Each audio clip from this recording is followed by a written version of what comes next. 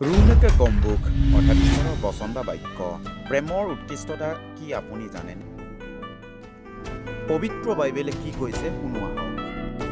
যদিও মই মানুহৰ বা স্বৰ্গদূতৰ ভাষাৰে কথা কওঁ, তথাপিও মোৰ প্ৰেম নাথাকিলে মই কেৱল বাজি থকা কাঠ বা বাদ্য থকা তালস্বৰূপ হৈছোঁ।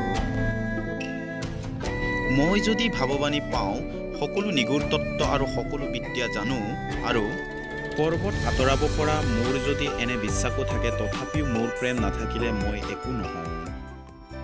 আৰু দৰিদ্ৰক খোৱাবলৈ যদি মোৰ অজস্ৰ ব্যয় কৰোঁ আৰু পুৰি ভস্ম হ'বলৈ মোৰ শৰীৰকো শুদাই দিওঁ, তথাপিও মোৰ প্ৰেম নাথাকিলে তাত মোৰ একো লাভ নাই।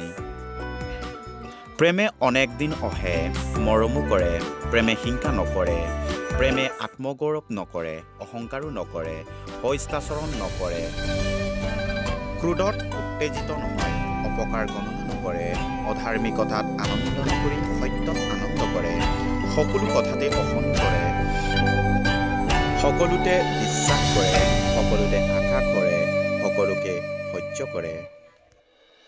প্ৰেম কেতিয়াও লুপ্ত নহ'ব, কিন্তু ভাৱবাণী হ'লে তাৰ লোপ হ'ব, পৰবাকা হ'লে এইবোৰ গুচিব, জ্ঞান হ'লে ইও লুপ্ত হ'ব, কিন্তু প্ৰেম হ'লে কেতিয়াও লুপ্ত নহ'ব।